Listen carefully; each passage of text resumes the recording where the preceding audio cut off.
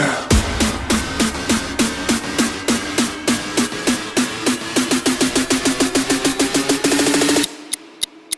Here we go now.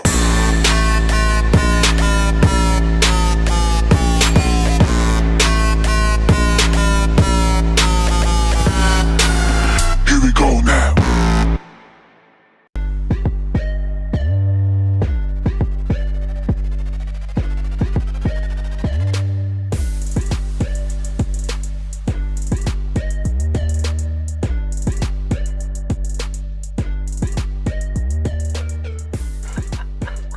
Here we are, Lisa Ann and Howard Bender, back together again for Lisa Ann Does Fantasy Bettor. Big shout out to our producer, Brian Burns, in the studio. I like that music there, Howard.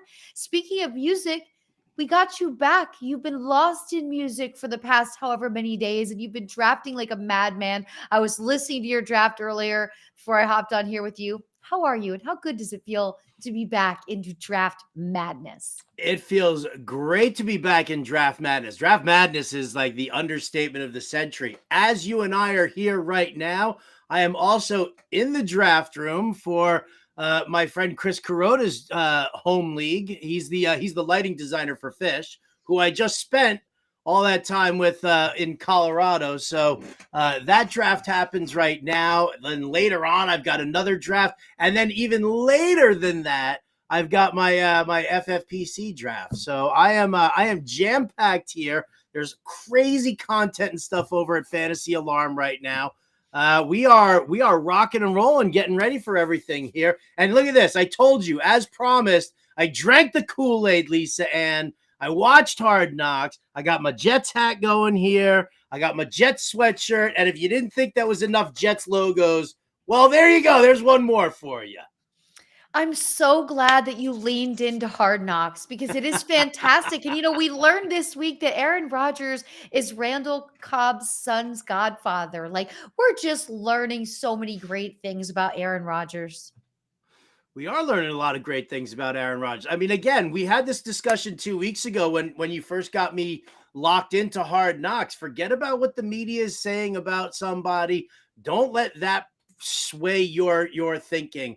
You really have to give other people the benefit of the doubt. And I've just jumped in hook, line, and sinker here for the Jets. Mad respect for Rodgers and the and just everything that I see. And it's not mugging for the camera. It's not putting on airs for anybody. It's like, it's very genuine, and I respect that.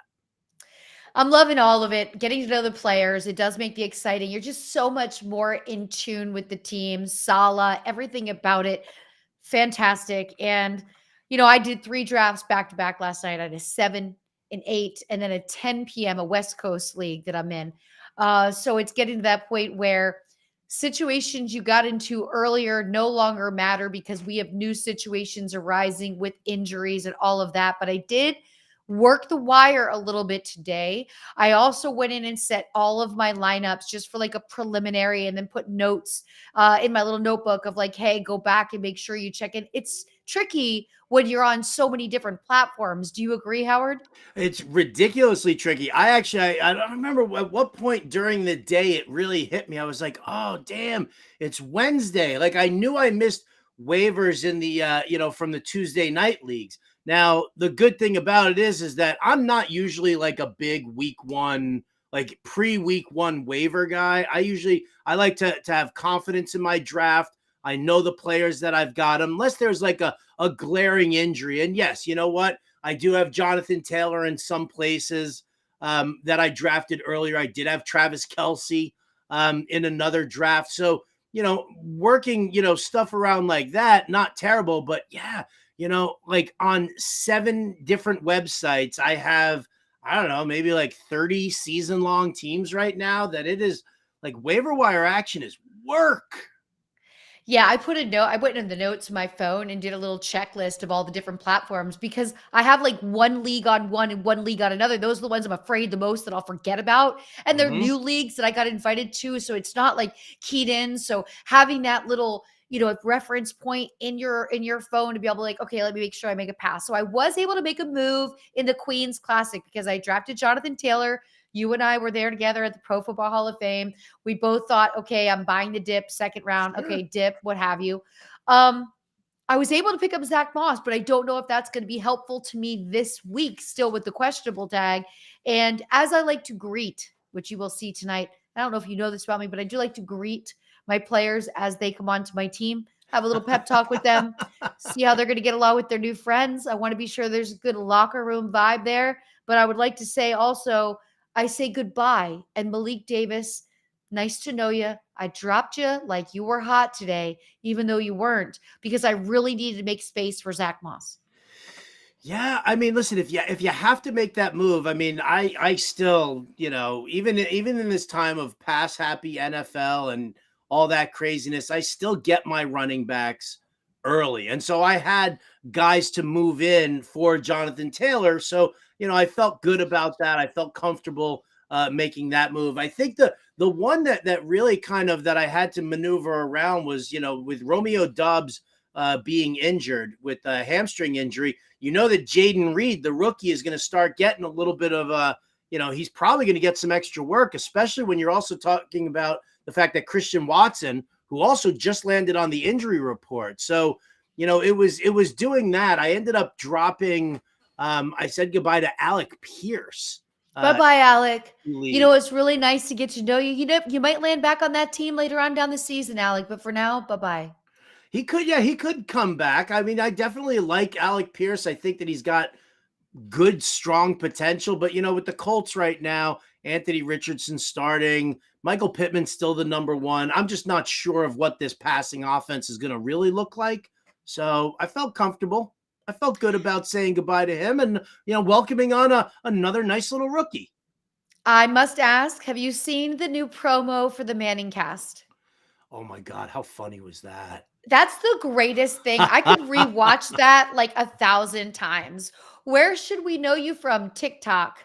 Like, that was amazing. Brady was great sitting out there with the dog and then making the phone call. Like, I didn't get the gig. Everyone was brilliant. I love what they're doing. I love that the Manning brothers have shown us like how close their bond is, how funny they both are. And also how just keyed in to have the connects that they have, because I'm sure that was an expensive commercial to put together, but it could have been more expensive if everybody didn't like them as much as they do. Yeah, I agree with that. I definitely agree with that statement. I think our producer Brian Burns actually has it. If you want to actually show the Manningcast promo ad, do you want to see it? I'll watch that 1,000,000 times. Yes, please. Brian Burns. Hi, I'm Jared Goff, quarterback, here to audition. So, Jared, how excited are you about the opportunity to be on the most popular show on television? Isn't this for the Manningcast? Tell us a little bit about yourself. Well, I play quarterback. Ooh, quarterback. We like that. You like that? Yeah, we like that. You like that? I just said that we liked it. You like that? I mean, what is this guy's deal? No, but did you like it? How do you feel about audibles? We generally just want the quarterback to run the play that's called. That's the play. Sean McVay, Los Angeles Rams head coach. On this team, we tear ourselves to pieces. This is how you guys dress in real life? I'm just not comfortable with nudity. You guys are terrible evaluators and go f yourself. Thank you, Mike. Who are your broadcasting icons? Another one. What would you say are your strengths? We the best. I'm just here because your guys have the most punchable face in the history of punching faces. Wow, Reese Witherspoon. I mean, we're honored you'd even consider auditioning for the Manningcast. Manning what? Oh, no, I was calling to bundle my home and auto. Aren't you the insurance guy? So what would we know you from? Have you heard of TikTok? Sure. Really? No. Hi, Lil Wayne, Weezy Baby, President Carter, Tunchi. I'm Peyton, and this is Lil Brother. Let's get some sleeves on you, big boy. I don't think I don't think the job's for me. I have no idea what this is, but I don't think I'm the right guy. Well, we tried our best. Guess it's just the two of us again this season. Unless there's someone on that list who is just perfect for the job. Nope. Not on this list. You've been waiting here a long time, too?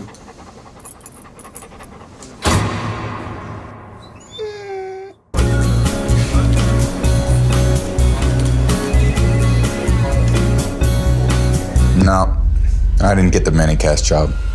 I guess I'll just come back and play football again. I mean, DJ Khaled, another one. That was amazing. Lil Wayne coming on. Lil Wayne, President Carter, Wheezy, President Carter, too much. Oh, this is little brother. All of it. McAfee with the sleeves. No, Mike Tyson. You got the most punchable faces of punchable faces. And obviously, Reese Witherspoon was going to charge way too much to show up, so they had to have her cameo style on a FaceTime. She was like, "I'm sorry, my rate is my rate. Okay, I do not compromise." But that was so fun. Absolutely loved all of that. So if anybody didn't see it, now you got to. It's incredible. But let's talk about another incredible thing today. Nick Bosa, 5 years, $170 million deal, reported by Ian Rappaport. 122.5 guaranteed. Pretty tremendous, right? That's a ton of guaranteed money. It's obviously it's a great spot for the San Francisco 49ers. I will say this, it's a lot of guaranteed money for a guy who keeps getting banged up. It's a lot of guaranteed money for a guy who gets banged up like that. Whether or not we'll see some sort of a contract restructuring at some point or another. But I mean, listen, I think that he's integral to their pass rush. He's definitely a heart and soul of their defense. So, listen, you got to pay the guy. I mean, look at what's going on with the, Chris Jones in Kansas City. Right. He's not in camp. You know what? I mean, I really love David Montgomery and Jahmyr Gibbs out of the backfield of Detroit tomorrow night against this Kansas City run defense that doesn't have Chris Jones right in the middle of that defensive line. Yeah, and I wonder how much of this Chris Jones was waiting on to get more information about what Bosa was actually going to get. But it's a lot of guaranteed money. Pony up. It's done. I'm always happy to see somebody secure the bag. And remember something, no one is happier than Uncle Sam when these deals actually go through, because my friend gets 50% and doesn't have to get banged up on the field. Straight cash, homie.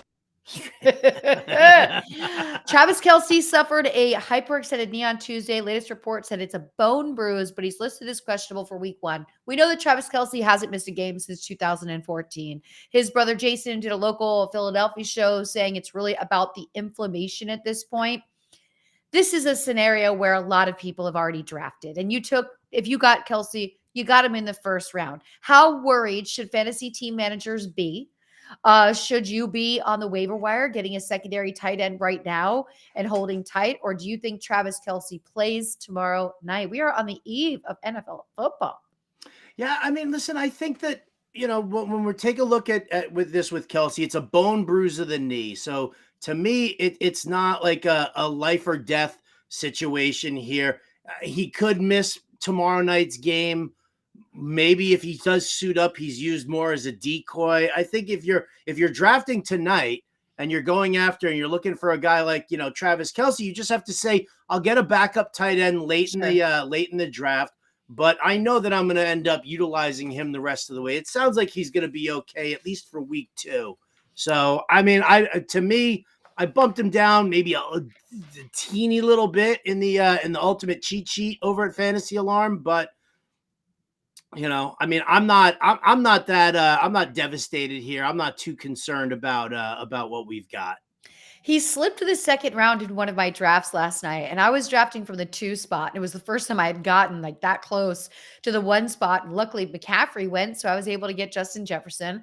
And as I went around the second round, I was like, do I just do it? And he went like 1 pick before me. But just to see Travis Kelce in the second round. Now, I stayed away from Cooper Kupp this year. I don't know why, Howard. I don't know if it was my draft position or how it landed that way. Maybe I have him in a couple best ball leagues, but after this injury, I checked, I do not have him in 1 season-long league. So now we have the clear answer. If you've got Cooper Kupp, take him out of your lineup. He will not be playing week 1 against Seattle. That's a bummer. A lot of talks out there. This could be a 4 to a 6 week situation for Cooper Kupp. For me, my Tyler Higbee shares late are looking so fly. Okay, so fly, so fly. People laughing at me for taking Higbee, but I just wanted some shares in LA, but didn't want to trust Cooper Kupp because we weren't even hearing him at optimal health yet this preseason.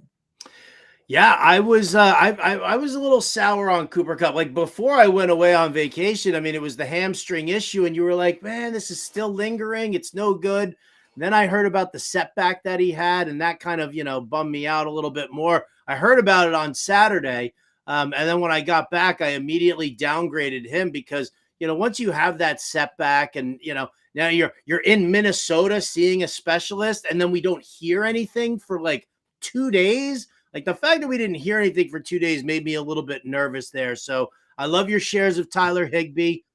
And I kind of think, I'm going to test it. I'm going to test out the waters. In DFS, I'm going to take a look at Van Jefferson. I know I do have some shares of Van Jefferson as well. I do. I find it odd that we can't find a great body specialist in Los Angeles. We need to go to Minnesota. Who is this said person? Why is this place so much better? Because when you're injured, the last thing you should be doing is flying because of inflammation. Well, I mean, come on. You don't think Cooper Kupp's on some crazy private jet and everything's, all hunky-dory for him? Come on. Dude, you're still going up in that elevation, bruh. Okay, it's still happening. Let's go to the Bengals. Joe Burrow, calf is expected to practice in full on Wednesday. I didn't lower Joe Burrow or Jamar Chase over this calf injury when it happened early because I just think Joe Cool is too cool to really worry about a calf.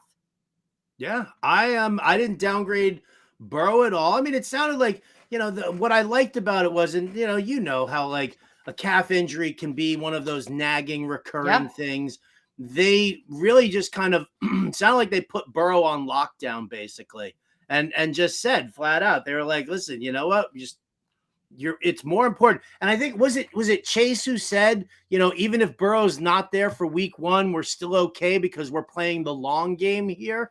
So it sounded to me like the team was very, very confident in the fact that he was just going to sit, he was going to heal, he was going to rehab, he wasn't going to push it too soon. There was no need to waste it. He didn't need the preseason games or anything like that. So Jamar Chase still the 1-1 on my board, no matter what. I have the second pick in this draft that I'm doing right now. And the first person took Justin Jefferson, and I could not hit the smash button on just Jamar Chase fast. I was hoping it was going to come back around to me in like the 4 or 5 turn and be able to grab Joe Burrow so I could have them paired up, but somebody snaked me from that. But, yeah, you wanted to have best friends on your team so they could get along in your fake locker room. And I think that's really smart. We already know the chemistry is there. They're going to get along on your squad that you're managing, Howard.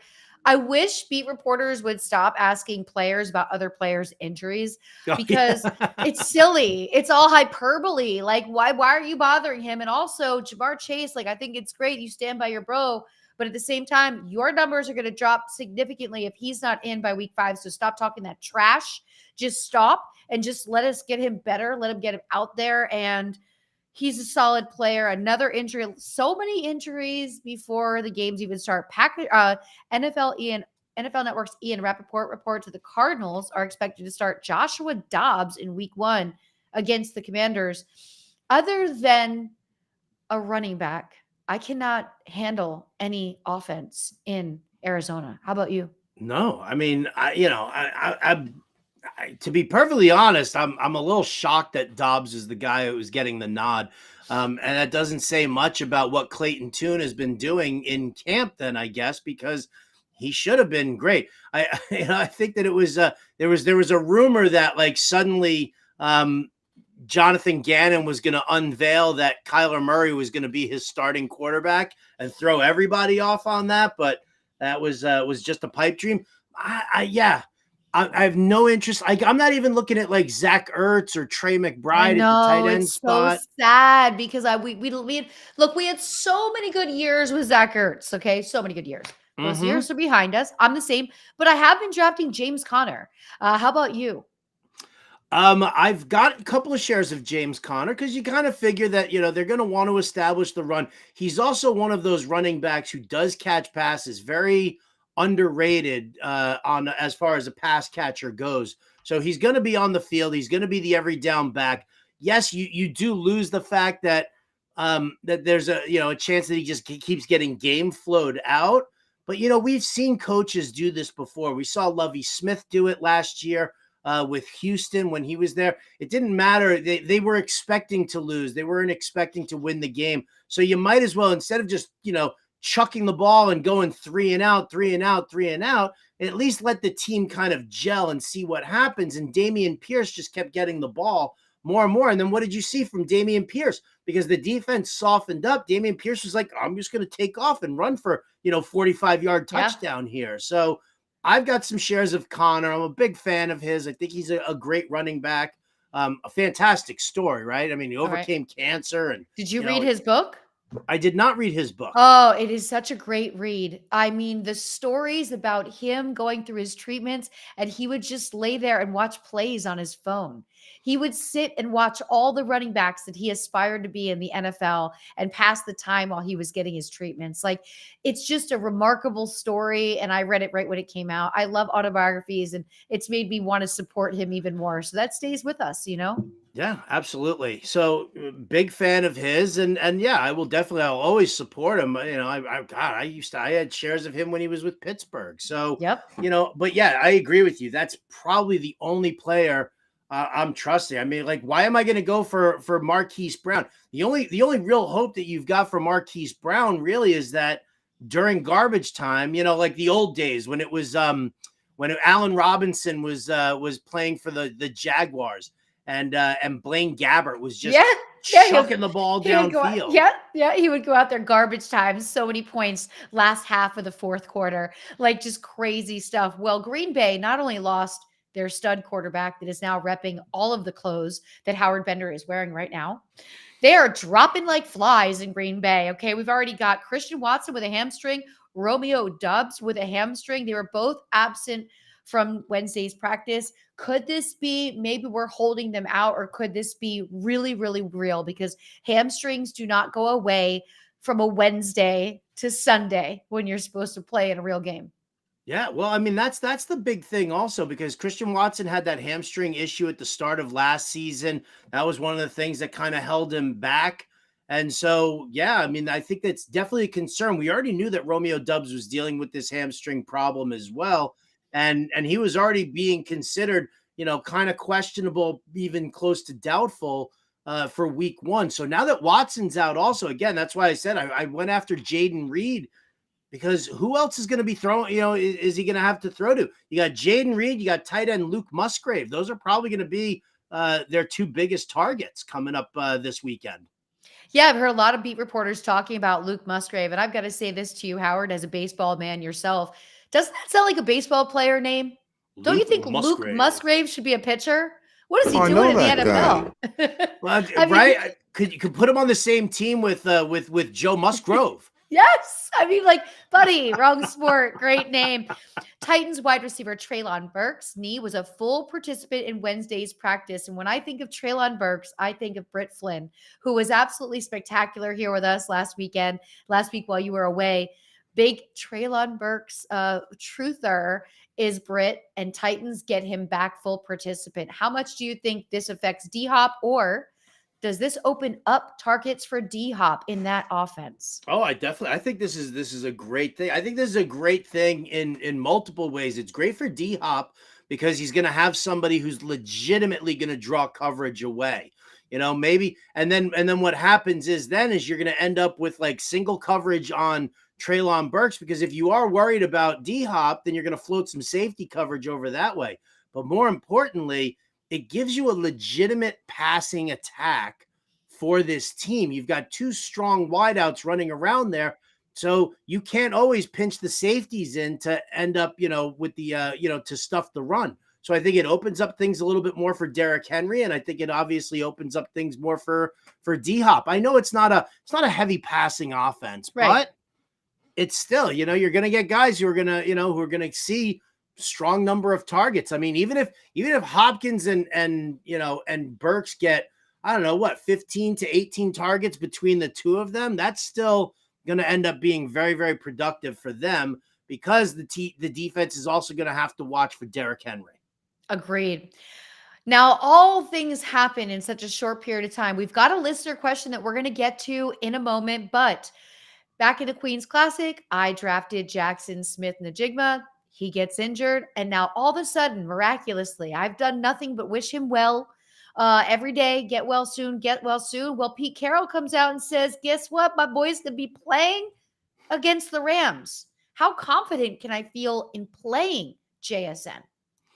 I don't know. I wouldn't play him for the first week. I would probably keep him, sitting tight. Obviously DK Metcalf and Tyler Lockett are going to be the dominant targets there. I think you could see Jackson Smith-Njigba get some extra work if the Seahawks are ahead significantly and let him just get that on-field experience. Yeah. But for the same token, also you've got Pete Carroll, if they're sitting on a league, Pete Carroll is going to be like, he's going to be like Shane Waldron. He's going to be like, hey, Shane, come here for a minute. Let's just run the ball and get out of this one here. We don't need to push anything. We don't need to make anything crazy. We've got Kenneth Walker. We got Zach Charbonnet. So let's just kind of, run this out in the second half. JSN will get some work in to kind of get him up to speed for the, for just playing the NFL game. But yeah, I would take that as more of a wait and see. I'm sorry. I know you want to start him. I know you do. I want to wait and see. I want to sit him on my bench and let him get well. But if he's going to be on my bench, honestly, I'd rather him not play because, I don't want you to get any points. And also I'd like you to really recover because all it takes is landing on that wrist wrong. And you're starting from ground zero. You just went through a minor surgery. Like that's just crazy to me. But Giants Wan'Dale Robinson knee was limited in practice Wednesday. I like that, actually. That's, listen, he was coming back from the torn ACL. I mean, even if he's listed as questionable for the week, that's a guy that you pick up and you stash if you can, because, who else is catching passes on the Giants team besides Darren Waller? Let's see. Are you going to believe in Paris Campbell, or maybe you would like to play Darius Slayton? No, I hope Deborah. I don't want to disparage Deborah's players. I know Deborah. I love Deborah. I do not want her mad at me. But when I looked through that depth chart today, I was like, trash. When I look at Paris Campbell and Darius Slayton, all I picture is when I'm trying to fill that last spot in a DFS challenge, and I have a very limited budget, and they just fit in. And by the way, speaking of that, the first of every week free DFS challenge that I'm sending out on DraftKings already posted on my timeline. All of you get in. Bragging rights is what we're going to do. We're going to do the whole slate, Howard, Thursday to Monday, because it's annoying. It's annoying to know that one player, you'll be up by 30, and then one player has 3 players left going in the Monday night game. And I love to sweat it for the extra day. So the challenge is out for everybody. It's a free challenge. We will read the winning lineup the following week on the show. I'm already in the contest. I've already got my lineup set. I will probably tweak it here and there, but I wanted to make sure that if I was going to invest in any Chiefs or Lions, that I had to make that move now. And you know what, though? It's a good strategy to kind of pay attention to, because one of the things that we always talk about when we're playing DFS, especially if you're only playing that Sunday slate, you're only playing the main slate, you still want some shares of guys in that 4 o'clock window. Yeah. Right. Because we call it the late night hammer. And you do it in NBA all the time, right? You take some of those West Coast games, you're like, oh yeah, Lillard, I'm going to pop him in there. I got Steph Curry going late night. So now you like me throwing out some hoops names there like that? I'm so incredibly impressed. And you picked a dual threat there. Damian Lillard is also a rapper. I do listen to his music. Does he? Is he a rapper? Is he rap. Please tell me that he's better than Le'Veon Bell. Way better than Lev Bell. Although, shout out. I appreciate anyone trying to, work their craft. Way better than Lev Bell. Has beats and just pops. He's great. So we're going to wrap these up. Now, Colts running back Zach Moss arm is practicing Wednesday. Okay. Now, you remember me saying earlier in the show, I did pick up Zach Moss, who I think would be getting all of the work. So I have another week 1 question. Am I comfortable starting Zach Moss this week, or does he sit on my bench? He sits on your bench. I don't even know if he's going to be good to go this week. I don't know. Ooh, I'm on the clock with a slight dilemma here, Lisa. Oh, dilemma it out. Let's Can you go. help me here? I need a tight end. Can. I need a tight Okay. end. I could. What are your options? What round is this? Tell me everything. 12 team or 14 team? It's a 12-teamer. It's IDP also, so I could make a move and start grabbing some linebackers. But Tyler Higbee, Sam Laporta, they're both sitting out there. Do I Higbee it up with you? You love Sam Laporta because I listen to you and all your Sam Laporta love. But yes, you are definitely going to Higbee it up with me, LA style. You're going to love every minute of it. Let's Higbee together. We're going to Higbee to a quick break. When we get back, we're going to answer some of these questions in the chat. We've got a couple people here, Howard, that have lost Kupp. Want to talk about it? Jeff wants to smash something on DK tonight. We're all about that. We'll support that. But we'll get to that. We're back. Got through these injuries. And we'll be catching up with our segments of under a higher lower. You can see all of those are already on my timeline and retweeted from everyone here at the network. We will be right back. Lisa Ann and Howard Bender right here. Lisa Ann Does Fantasy on Better Sports Network and Fantasy Alarm. So let's get into some best ball philosophy here. Yeah. In your experience, going back many, many, many years, drafting in national tournaments, Bradley, have you historically been shying away from the running back position in favor of wide receivers? In favor of, if you're drafting in the FFPC tight end premium format, in favor of tight ends as well. Is that the smart play when you're drafting this early in the drafting season?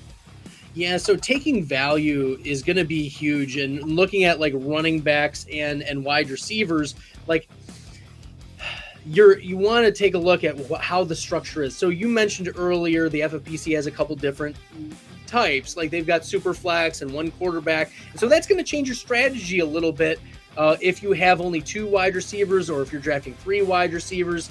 And of course, the PPR is a different aspect compared to other formats or other tournaments. And so keeping in mind the pass catching upside of some of the running backs may be more valuable in those formats. So the Austin Eckler's, the Christian McCaffrey's may be more value because they get more receptions, and so like I loved taking late shots a couple of years ago on like the JD McKissick's of the world, who would get 50 receptions really cheaply. So that's something to consider. But when it comes to like overall value, like you're in the middle of a draft and you just notice that, I don't know, maybe it's Chris Godwin has fallen 14 spots, but Chris Godwin was not in your plans to be drafting. Like maybe you don't have a strong player take on Chris Godwin, or my take is that I don't think the Bucs are going to be particularly good this year. But for him to be dropping, let's say 14 spots is more than a full round.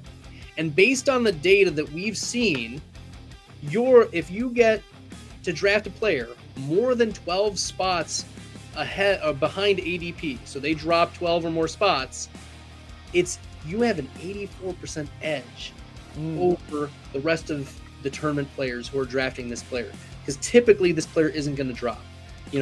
The average draft position is a really strong indicator of where a player is going to go. And I think that is also on the flip side. If you are reaching too much, you're giving up value in your drafts. And so when it comes to value-based drafting, you need to consider, just because this guy isn't my plans or I don't have a strong player take on him, maybe that's your opportunity to sprinkle in some shares of this player at a good price.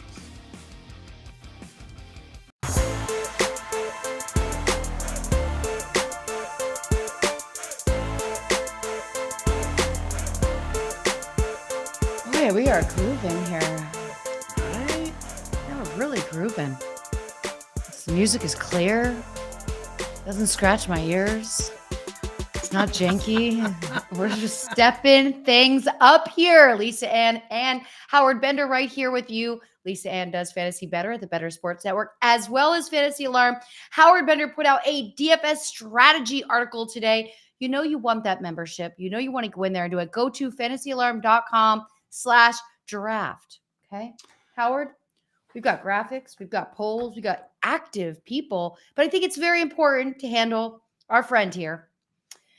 Mo Diesel. I lost Kupp, half PPR. Pick one wide receiver and one flex. KJ Osborne, Zay Jones, Boyd, Laporta, Campbell, or even Warren. I love how we went on a first and last name basis, and then we just, probably because of characters. I'm thinking of flexing Laporta. I have Andrews at tight end. Howard again. KJ Osborne, Zay Jones, Boyd, Laporta, Campbell, or Warren. Man, it's a tough group. Definitely flex Laporta. I like that call there. When you're dealing with the fact that you've got Amon-Ra St. Brown and Jahmyr Gibbs are the two primary pass catchers, you're going to need to lean a little bit more on your tight end. That's just, you're going to need to see that. So I think that's a great flex play. To me, I think I would probably go with Tyler Boyd, only because, you've got Jamar Chase and you've got T Higgins, but one thing that we've definitely seen with the Bengals is that they do like to keep Tyler Boyd fairly heavily involved in the passing attack. And maybe he's not going to see the most targets on his team, but he's going to see a significant number. He's going to see some workload there, and he's always on the field because they love their 3 receiver set. So I'd go there. I'd go with Boyd and Laporta there. We're talking some Ohio on Ohio crime starting out the season with Cincy and Cleveland. I mean, that is going to be Ohio-esque. Is it Ohio-esque? I mean, the dog pound, you got to go in there. It's going to be nasty. Okay, so what was Jeff's? Should I smash this happy hour bet on DK? Chase and Jefferson, 50+ receiving yards each, and it's plus 100. Oh, yeah. Listen, I think both of them will exceed 50 yards in receiving. It's even money. It's a solid bet. I think it's all right. Next up, I've got third pick in the draft. I'm thinking of going Tyreek Hill if Chase and JJ are gone. So that's a tough one for me because, how many teams did he say it was? He didn't. How many teams? He didn't. we don't know if it's a keeper and Christian McCaffrey is being kept, but I still like Christian McCaffrey right there at 3. How about you? Yeah, I like McCaffrey there at 3. I also, I always feel like if I'm not going to get Chase or Jefferson, as much as I love Tyreek Hill, you still have to wonder what's Tua's situation and is he going to stay healthy? And if that's the case, then does Mike White step in and at least be able to deliver in the same fashion? So I prefer to use like McCaffrey. I could also go Bijan Robinson at that point. Hell, I wouldn't even mind going Nick Chubb at that point. It's going to be very tough for you to get your running back on the way back for the second, third round. Yep. You're going to end up like, you're going to be like, okay, well, I'll settle on Najee Harris or, Joe Mixon. I'll settle on, I don't even know. I would probably just, I would take the running back there first. That's the way I would lean. Let's pull it up. We got some graphics for this underdog situation right here, which is very exciting. And Underdog has a special pick'em contest. Underdog is giving you an exclusive offer if you are a new customer. Claim your mystery pick'em special plus $100 deposit match. All you need to do is sign up at fantasyalarm.com/underdog with promo code ALARM. Make a deposit, then download the app and head to the lobby to find out which player special you got. So we've got these players here. I put some polls out. We'll go with the first one that I put out because we already have 235 votes. That is the one that is Lamar Jackson. Here we have at 56.5 rushing yards. And the question is higher or lower. And what I love about this poll that I put out on Twitter is, Howard, it is so close. There could be some election fraud after this poll. The higher total is 50.6 and the lower total is 49.4. There are a lot of people. All right, so I'll just, I'll reveal my answer right now and say, I'll say, Lisa Ann, I think that number is going to be a little bit higher. We're keeping it just gets me every time. I love you, Brian Byrne. I love it. So great. I love it. You. Everybody sits there and they focus so heavily on the fact that it's it's an air raid offensive scheme, which goes very, very pass happy. Yes, 100%. But here's the thing. When defenses, are playing for the pass, Lamar Jackson's going to roll out, and then everything's all spread out on the field, and the running lanes are going to go wider. And while I, think Lamar definitely wants to, chuck the rock a little bit more, much like he did in his second season, I genuinely believe that Lamar is still going to take off running. And, in this matchup against Houston, which doesn't have fast linebackers and their safeties are going to be sitting there trying to, help cover the excessive receivers along with Mark Andrews. I think we're going to see Lamar Jackson do a little bit of extra running here. So higher than 56.5 rushing yards from my man Lamar. And an observation that I've made in fantasy football seasons of the past, Howard Bender, you can tell me I'm wrong on this, but I always feel like the first 3-4 weeks, defenses can be a little bit sluggish, making their opportunity for the quarterback to get these extra rushing yards. And it just makes me a little bit more comfortable going for the higher for Lamar Jackson as well.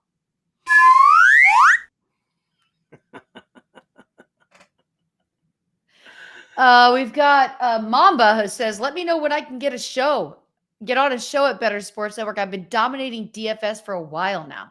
Huh? All right. Well, there you go. Is Mamba in our contest? Hey, Mamba, you in our contest on DraftKings. It's free. It's on my timeline at The Real Lisa Ann. Howard Bender at RotoBuzz Guy has retweeted it. Better Sports Network at Better Sports Network has retweeted. I'm sure at Fantasy Alarm. Here's what we'll do. If Mamba wins this challenge, then we consider Mamba stopping by and telling us what the DFS strategies utilized are. I'm game for that. Okay, we'll watch for Mamba. That's great. I love it. Let's go to the next one. Another poll here. Let me tell you about the voters. I don't think there's as much of a conspiracy here. So we've got Zay Flowers, 35.5 receiving yards. Again, this is an underdog fantasy. I've got 311 votes. And we have higher at 71.1% and lower at 28.9%. So one of the things that I also liked about the Ravens offseason was that Lamar had private workouts with Odell Beckham and Zay Flowers. Poor Rashad Bateman. He's like, yeah, you guys are you guys friends with me? Yeah. So I mean, 35.5 receiving yards, that could be one pass. Yeah, that could legit be one pass for Zay Flowers. So, I mean, look at that picture. Look at his arms. That's insane. They are beautiful. They are absolutely beautiful. My guns don't look like that. It looks like I got like a Saturday night special, and he's got like an AK-47 there for guns. It's crazy. Howard, have your guns ever looked like that? I mean, I know they don't currently, but have they ever? Yeah, back in the day, Lisa, and back in the day. Oh, boom. Were you yoked? Were you like yoked? Neck, everything was yoked. I wish you weren't a liar. I'm not a liar. Brian's on one tonight. Thank you, Brian. You're making this so great. All right, I'm with you there. Higher as well. Our next poll here, 234 votes. We've got Brian Robinson, 60.5 rushing yards. Again, this is at Underdog Fantasy. For our 234 voters, we've got 56.8% went with higher, 43.2% went lower. Where are you going, Howard Bender? I'm gonna go higher here. See, I waited for my cue this time. Listen, Arizona's defense is atrocious, absolutely atrocious. I'm not gonna, run around and scream that the Commanders are the be all end all, but I think if they establish a lead and Arizona's just getting beaten up, then what are they going to do? They're going to run the football. Riverboat Ron is like that, and Bieniemy will just kind of follow suit and just say, you know what, let's take our win here in the first week of the season, and let's let Brian Robinson just kind of pound the rock and kill that clock out for the rest of the game. One of the things. I was covering the MLB All-Star fantasy football draft, And was we so were talking, great. we were talking to Brad Lidge, who won the league, and he said Brian Robinson was like his guy who helped him win the league at the end of the season because he kept getting these 20 carry games, and they have all these crazy bonuses for 20 carries, 25 carries, something like that. So Brian Robinson's going to be the guy who's going to get, I think a majority of the work in that second half. And, I think it's just a great spot for him. I like it. I'm with you on that one. And also, we have to remember that Terry McLaurin has turf toe. COVID toe. I'm not a doctor, but I play one on TV. Oh, who is that voice? Why do I recognize that voice? I can't. I mean, that commercial itself. I mean, how long is that commercial? Was that running? I'm not a doctor. It's from some sort of PSA. But Yeah. Like, that's the thing. That's like our childhood right there. It's my childhood. Right? Your infant stages. We're not that much. I was born in 1972. Really? Mm-hmm. Oh, well. When were you born? I was born in 70. Okay, we're not that far off. We're not that far off. So when we were growing up, that was like a constant PSA that we would always end up seeing I'm on not TV. a doctor. So. I just play one on television. Well, yeah, that would be right. All right, we got another one here. We've got Derrick Henry, and I think, not a lot. I'm so surprised how far Derrick Henry falls in drafts. I haven't been fortunate enough to get enough shares, but why are we all forgetting about the magnificent that is Derrick Henry? For this first game on Underdog with the higher lower, it's 0.5 rushing TDs, so a half a TD. The 256 votes here on X, so X voters. 91.8% went with higher, 8.2% went with lower. What do you say, Howard Bender? Derrick Henry to score a touchdown this week, I'll say higher. And everyone else agrees with you on that one. And we had one more. Cole Kmet. This is a player. I don't know how I feel. I don't know how I feel. I have some shares, Howard, but I don't know how I feel. I'm a little lukewarm, but I don't want to miss the opportunity. You know that feeling? Cole Kmet, 25.5 receiving yards. Higher or lower? So I'm actually going to go lower here. I think Cole Kmet, Justin Fields is they're trying to work Justin Fields to the point where he's focusing on DJ Moore downfield. He's focusing on, even Darnell Mooney. Cole Kmet he's a great red zone threat.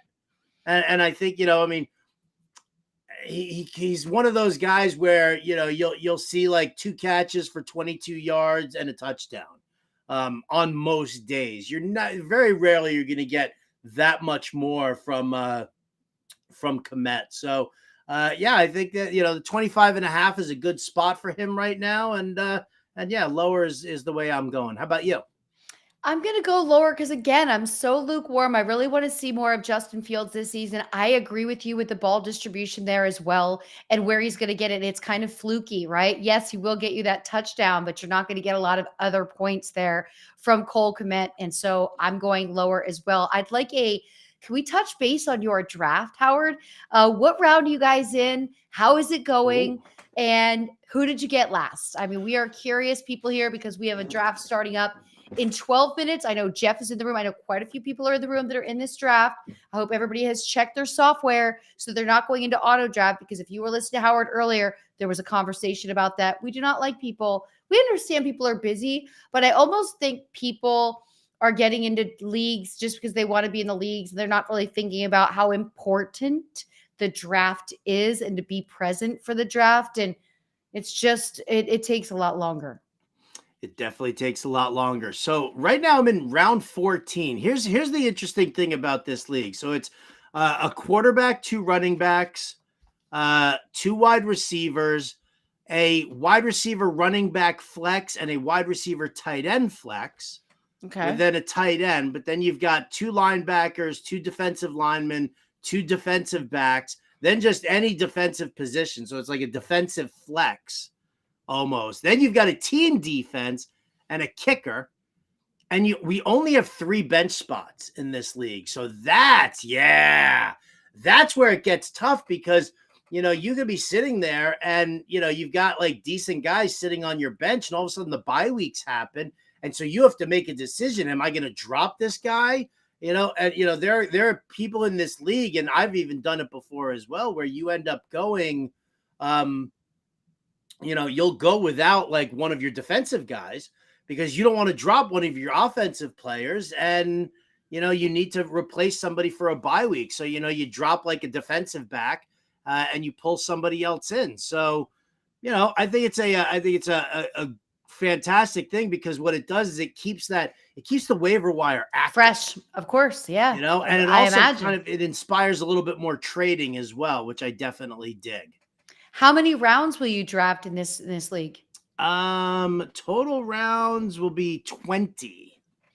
So you're going to finish this league up, and then you have another draft at 8:30, and then you have another draft at 11 p.m. tonight. We're psychopaths. We're total psychopaths here.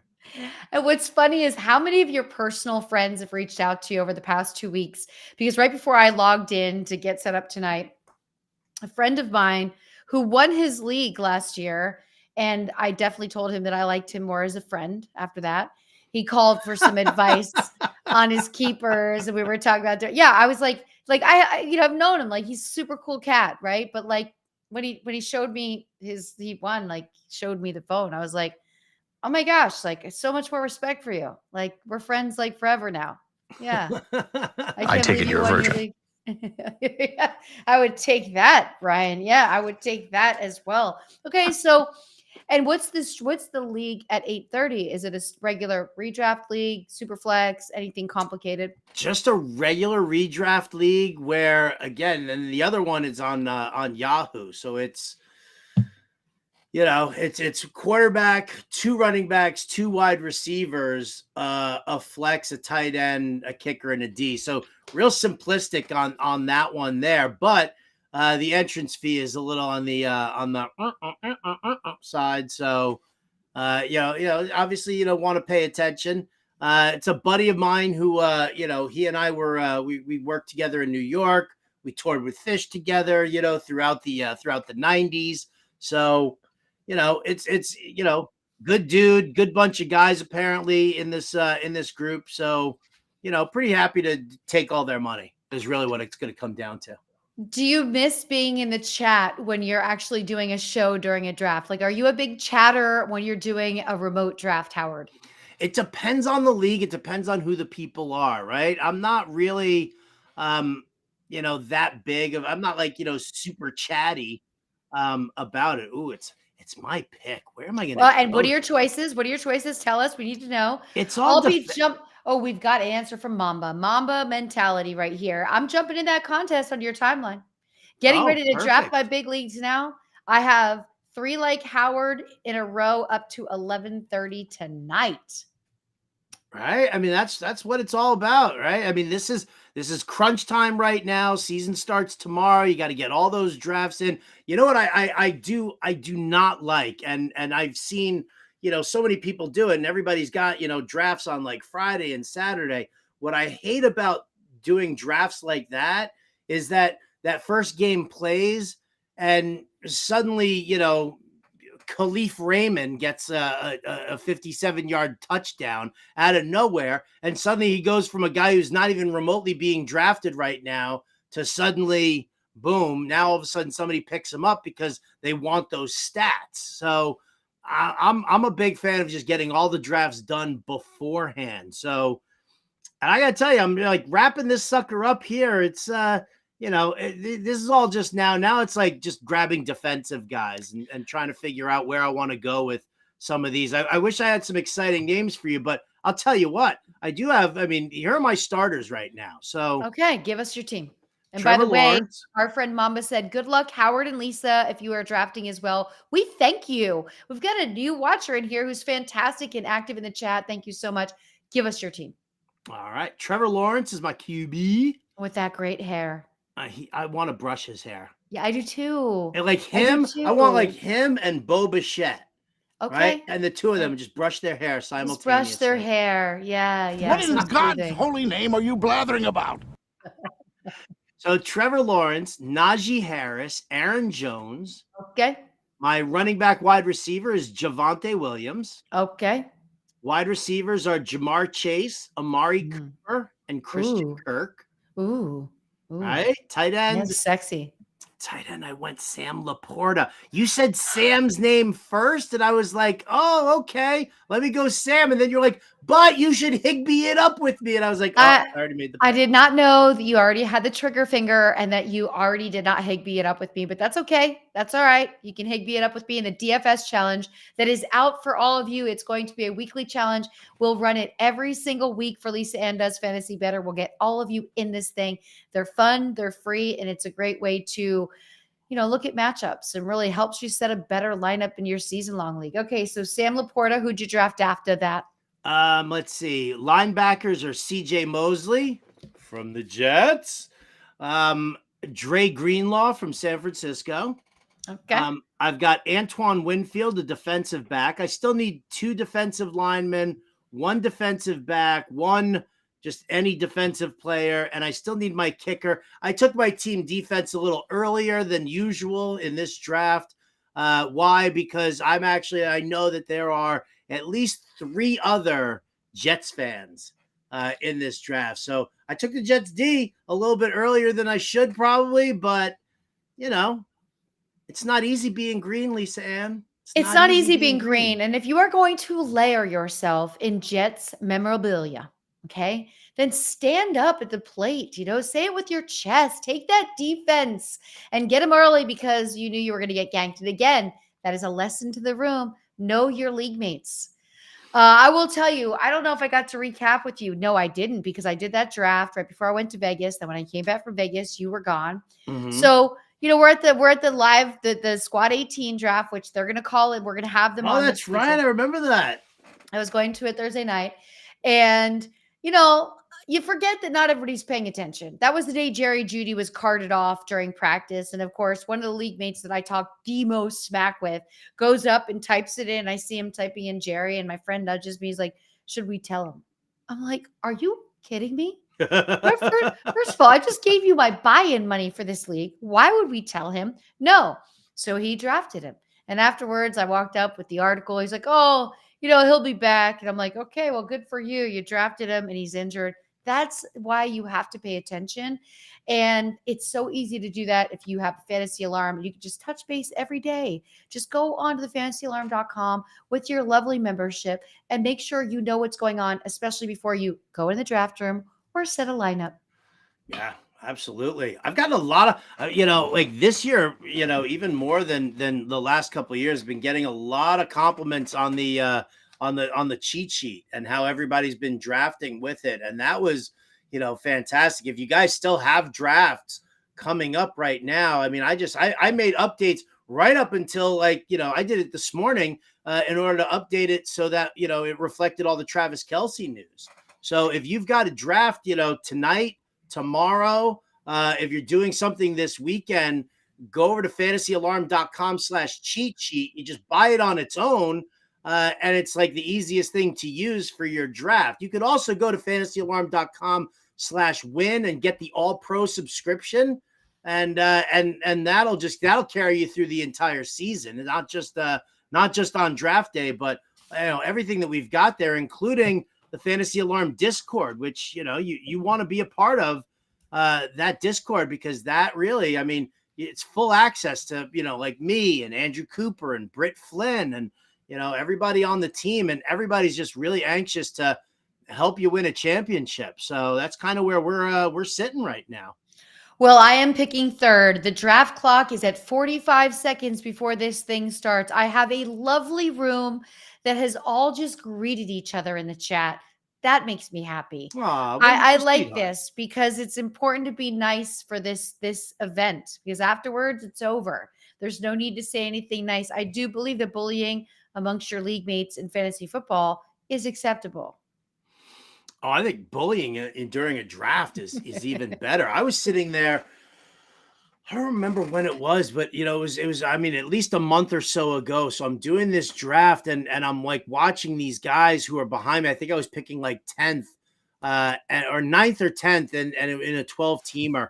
And the guys behind me, they kept taking wide receivers really early in the in the first. And so I went hero RB, and I took my 2 running backs nice and early. Then it came back around. I grabbed a wide receiver. They still took one of them took like a tight end. One of them took a quarterback. I was like, well, you guys are a bunch of morons, because then it went away, and I took another running back, and then coming back again to me right before them, I took a running back to bully these guys into drafting mediocre running backs way before they should have been taking these guys. And listen, that's what you have to do when you're watching. It's why I love using websites that have a draft board that you can see. Like, this. I agree.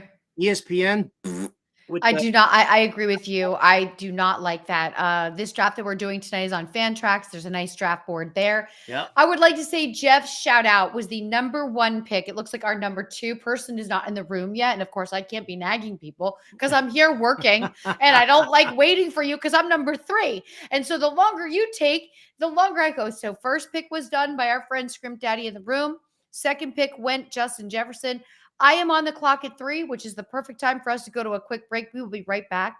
You're listening to Lisa Ann and Howard Bender right here on Lisa Ann Does Fantasy Bettor, Better Sports Network, as well as Fantasy Alarm. Who are you going to take?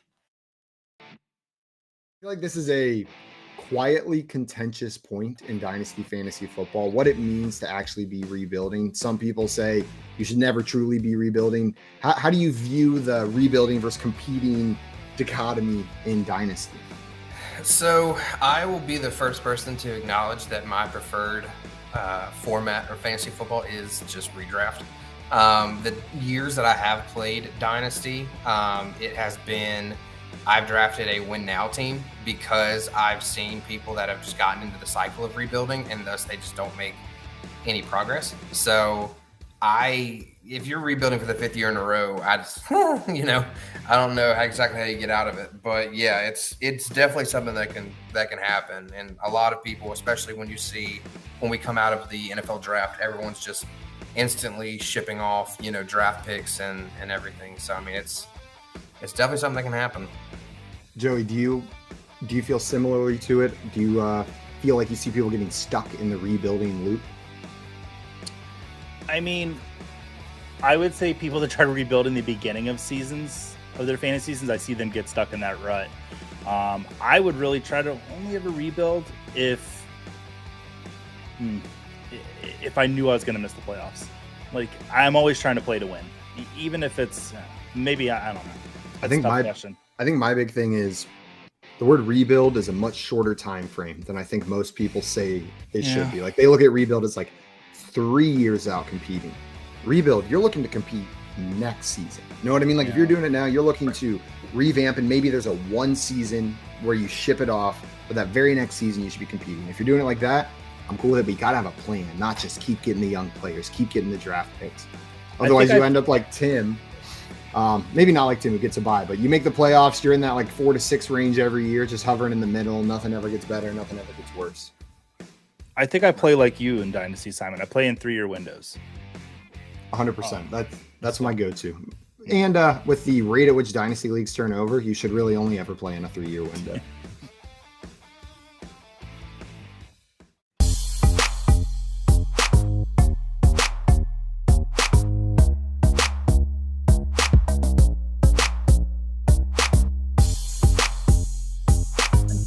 Feeling all this music tonight. Right? It's just such a good vibe. Ryan, man, you feeling it today? Like, Ryan, whoa, look at you go. Lisa Ann Howard Bender right here with you. Lisa Ann Does Fantasy Bettor on the Better Sports Network, as well as Fantasy Alarm. We are at Rachel just picked our friend Tootsie Pop, who I love. I've gotten to know so many great people in this space, but we have our first quarterback off the board. I was picked number 3.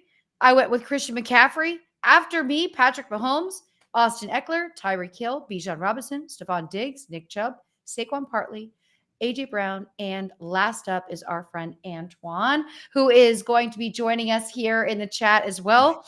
We're looping around to round 2. How you feeling there with your defensive players? And by the way, that little break talking about Dynasty.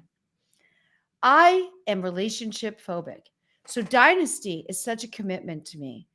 I cannot even stand slow drafts, and I feel like Dynasty resembles that. So I can't do Dynasty leagues. I'm sorry. I like to start over. Yeah, you know what it is? I mean, I get the obsession with the Dynasty leagues. I do, I just think that, when you're dealing with players who have such a short shelf life, that I kind of want to, I mean, you got guys who, 3 to 5 years are really, where you get some players, unless you're talking about a QB. So no, I'm perfectly fine with just doing regular redraft leagues. I don't mind a keeper league, and if you're going to hold a guy or two, but nothing crazy. Who did you take with the third pick? I went with Christian McCaffrey. Yes. And Jeff, I'm going to ask to lean on you because I've set up so many leagues and I was just asked, and that's Scrimp Daddy in here. I was just asked if this is a super flex and now I don't know. And I want to back out of this draft and check the scoring settings because I don't think it is, but now I'm wondering, is it because everybody's drafting quarterback? So I must go, let me look, and Jeff could look for me and then get back to us. But this is moving. And this is one of the things that I wanted to put out there. Always read your scoring settings before you go to the draft room. The past 5 or 6 drafts, every draft I've been in, someone's in the chat asking what the scoring settings are. I'm like, what? Wait, it is. Scrimp Daddy says it is. Yay. Okay. Well, now, okay. Thank you all. I'm sorry. Too many drafts. I am an idiot. And I'm putting that in the chat as well. Do not mind calling myself an idiot. But now I got to catch up. Now I understand. We are. Patrick Mahomes is off the board. Jalen Hurts is off the board. Justin Herbert, Josh Allen, and Lamar Jackson. Travis Kelce slipped to the second round. My friend Dog Pound right here.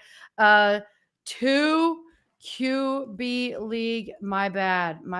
Everybody. Thank you for sending the screenshot in there. Like everybody telling me this is amazing. This is real time, real mistakes. They do happen. But again, prepping for the show, I've had a ton of leagues. I thought this was okay. I get it. So what's the QB situation? Let's 2 QB. It is a 2 QB. No. I mean, super flex. Who's sitting on the board right now? And how many picks away are you? I am 1 pick away, and the drafter before me, Diamond Mike, already took Patrick Mahomes, so I can be very happy and safe to think that he's not taking his second QB, but he could be. We don't know this yet. But Justin Fields is sitting there for me, Joe Burrow, Trevor Lawrence. There is still a good echelon. Dak Prescott, like I'm not hitting panic mode. Yeah, here we go. And this chat is live. You're definitely I mean, Diamond Mike, are you in this room? You are. You heard me and you didn't think and you did it. He took Joe Burrow. Okay.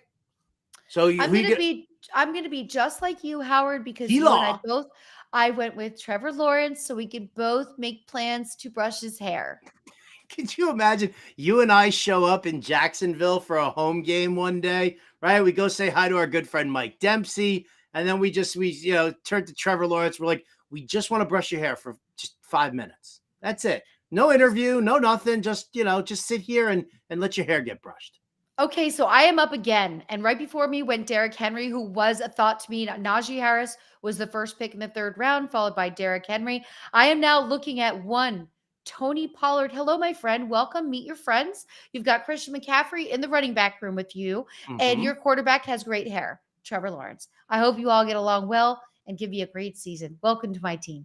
So McCaffrey, along with Trevor Lawrence and Tony Pollard, that's your start for a super flex. Sir. Rock solid. It does look like I'm going with a no wide receiver strategy, but I'm not, everybody. I will play a bit of catch up. What does help in these super flex leagues is there's still a lot of players, positional players, tight end, running back, wide receiver left, because when you have 8 quarterbacks off the board already, then you know that you've got all of those spots. So we're still going to be able to make up some time as wide receivers. No doubt. I gotta now that you're all set up there now, and you're working that. I just finished my draft, so now I've got to head over to the other draft room and see where I'm picking in that one and get ready for that. I mean, this is pretty damn funny. Oh, I've got the 4th pick in this one here. So that's a great question. If it goes Chase, let's say it goes Jefferson, Chase, McCaffrey for the top 3. I mean, that opens up so much for me right now. Do I do Nick Chubb or do I do Bijan Robinson? Because I think it pretty much comes down to one or the other. Do I go with that high, beautiful, tasty, yum, yum, yum rookie upside, or do I go with the guy who I know is the best running back in the NFL right now? Who do you think you have more shares of already in redraft leagues? I would actually say that it's probably dead even. I've been drafting. You know what it is? I've been drafting a lot from like the 8 to yes. I just got a brand new one because I don't know if you know this, Howard, but Magic 8 balls go bad. Did you know this? Do you replace yours? They go bad every once in a while. Like every 5 or 10 years, the water gets weird and it doesn't give you great answers. So this is a fresh one for the fantasy season. I just broke it out of the box and I realized I shouldn't have done that on camera. So everybody knew this was fresh. The first question I'm going to ask it is for you.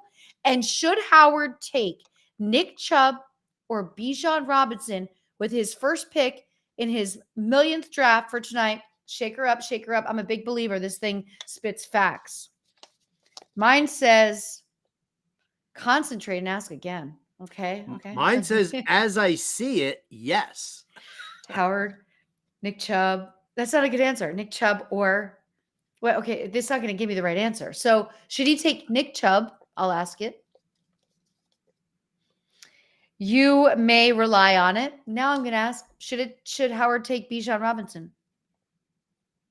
As I see it, yes. Okay, well, this wasn't a great kind of thing. It didn't really work as well as I hoped. Okay, this is a really failed segment.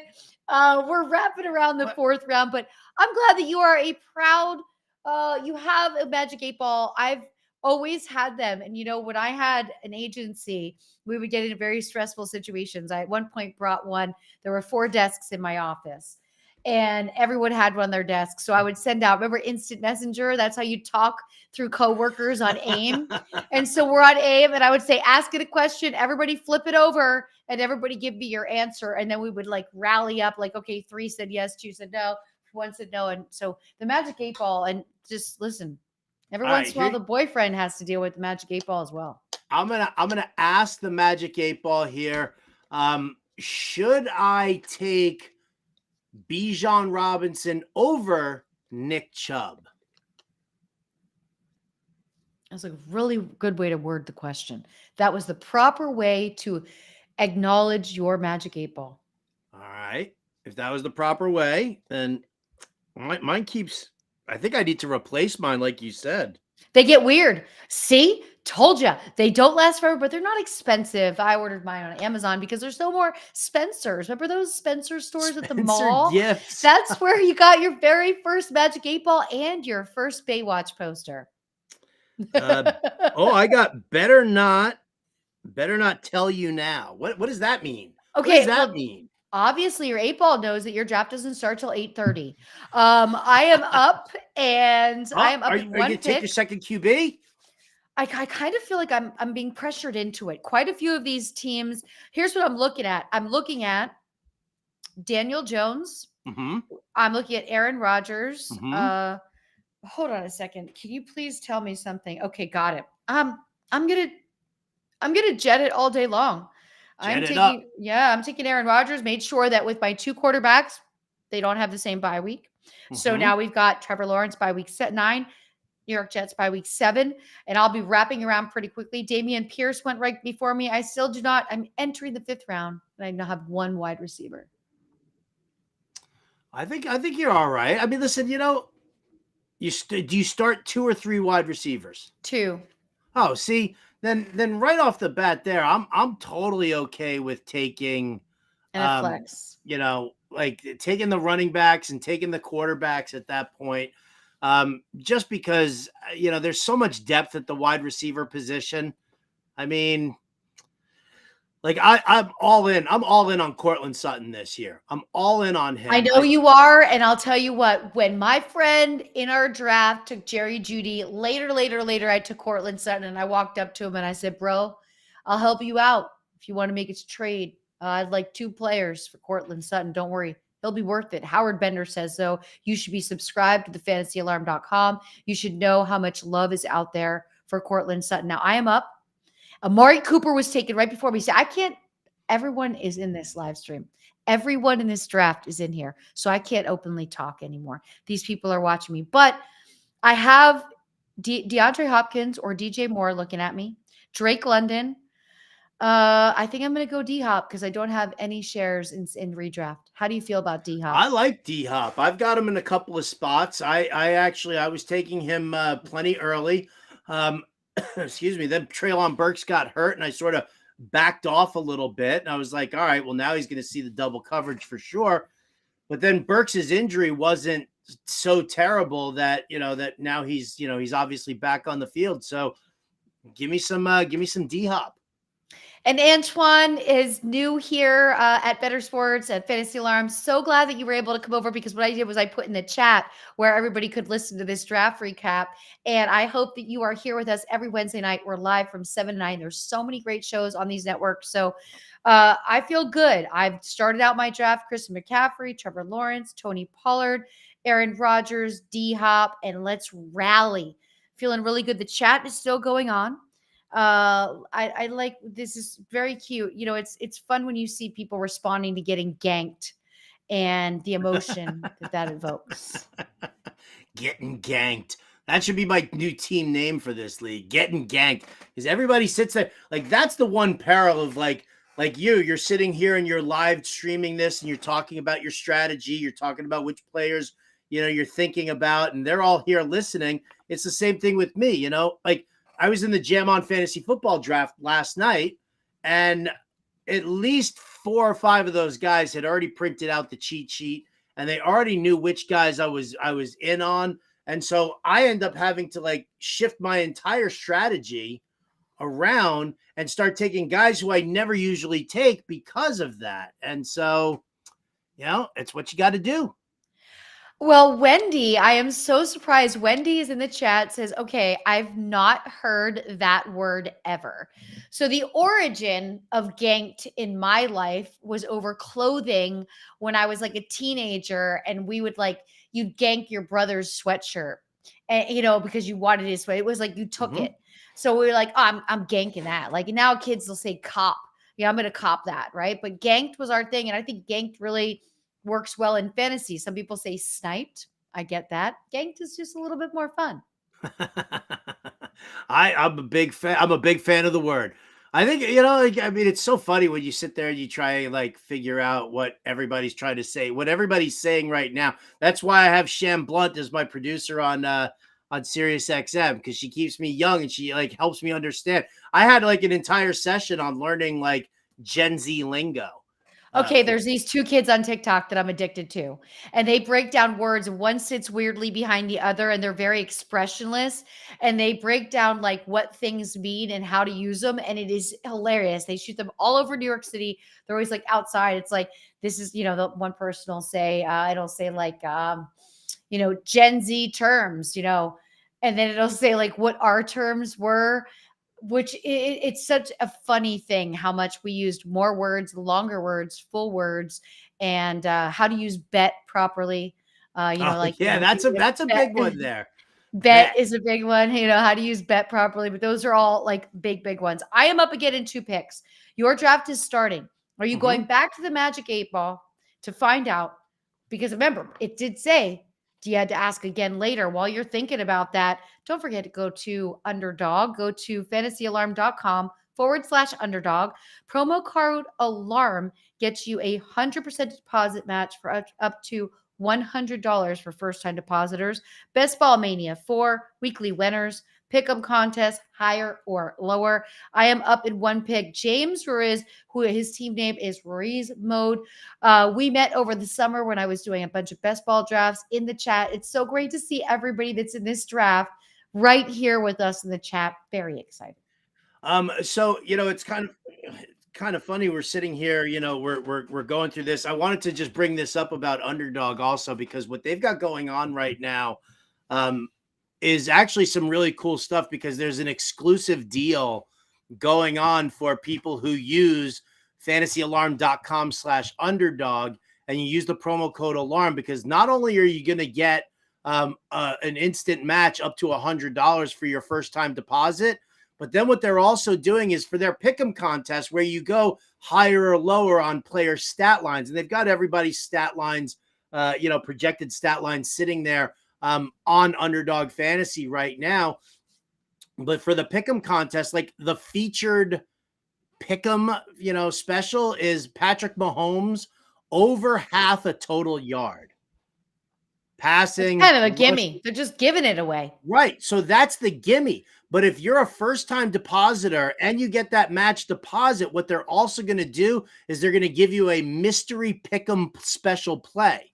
So not only are you going to get that Pat Mahomes one, but then you're also going to get this special mystery pick'em play as well, which will probably be another kind of a gimme. And then take one of the ones that we just did. And all of a sudden, it's like you get 3 out of 3 and you're 6X in your money. I love the fact that everyone knows that my sound is not on. So they're coming in the chat to tell me when I'm up. Okay. Like, Lisa, you're up. Okay. Like, I know, but I didn't want to have the sound come on. Anything. That's a great promotion. When you say mystery, though, for some reason, I think of like mystery meats and foods. You know how like you go to the cafeteria and you'd be like, that is a mystery meat. I don't know what that is or what it's mixed with, but I went with 2 more picks since we last spoke. Okay. So in the 5th round, you know that I picked up my first receiver, DeAndre Hopkins. In the 6th round, I circled back with my second receiver, and I get to, I like friendships. And I feel like this is my locker room. And Christian Kirk and Trevor Lawrence already know each other well. I'm sure they've gone to a sandwich shop or 2 together. I'm sure that they play video games. And so that's going to bring some good chemistry onto my team. And then I went with somebody who is sitting home for 3 weeks, but it doesn't bother me one darn bit. That is Alvin Kamara, who I think by week 3, you're going to have an injury to one of your running backs. I mean, I hope you don't, but you're going to. Or you just hold on to him till bye weeks. But Kamara right there, I'm all in. Yeah, you know what? I mean, first of all, yes, I'm with Antoine. Shout out for the sandwich shop, because who doesn't love going to the sandwich shop? Who doesn't? And here we call them either bodegas. You know what I'm saying? Like you can get some of the best food in the most disgusting looking bodegas in New York City. Oh, my corner bodega when I was living on I was at Amsterdam in 96th in Amsterdam. I know that. And there was a bodega there on the corner that did such. I mean, obviously, New York's got the bacon, egg, and cheese, sandwiches in the morning. Nobody out here in California has that flat top griddle, and nobody does those out here, which I don't really get. But my bodega on 96th in Amsterdam, they used to do, this amazing breakfast sandwiches. But then every sandwich that you would get, I would go there like every day and I would get a sandwich every single day. I do think the sandwich life is more popular in the Northeast than anywhere else I've ever lived. California, it's more wraps. Yeah, it's not the everything's same. A taco. Everything's a wrap or a taco. It's not the same. I would like some really good bread. I would like it super buttery. I want you to flip it over on that griddle thing and give it to me. But here we are. We're giving it to all of you guys. We are in the 8th round. Jonathan Taylor just went. So Jonathan Taylor went with the 2nd pick in the 8th round in this draft.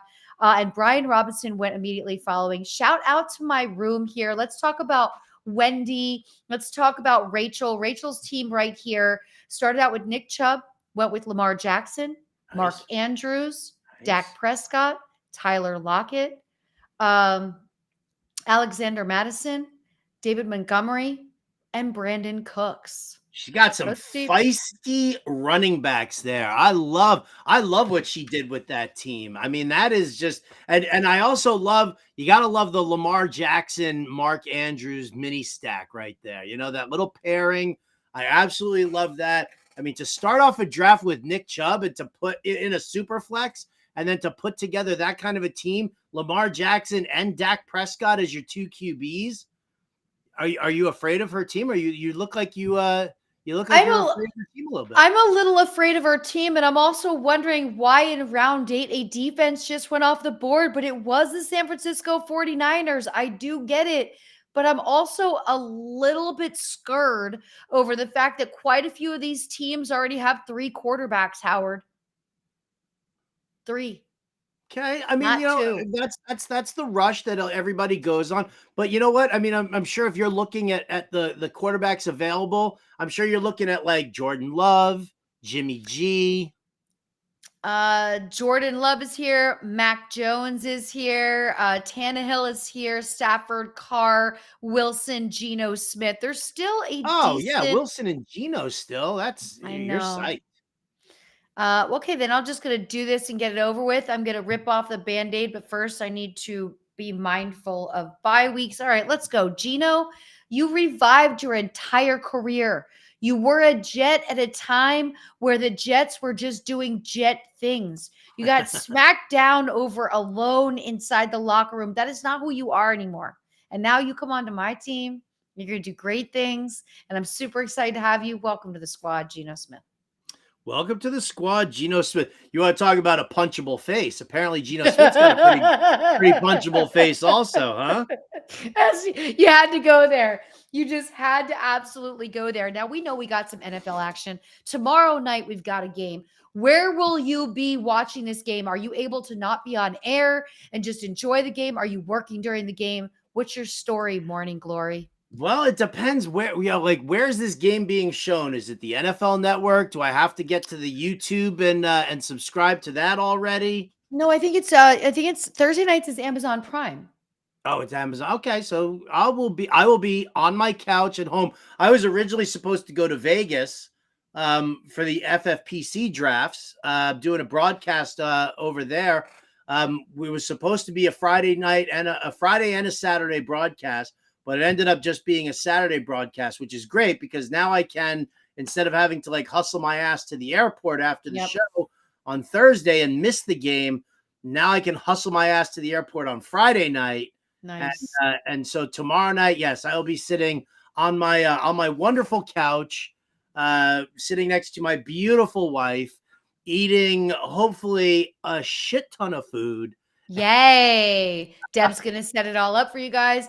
Yeah, it is an interesting thing. Like, I have to fly out to Vegas Sunday night to do an event Monday, and I'm flying right back, like just a turnaround trip.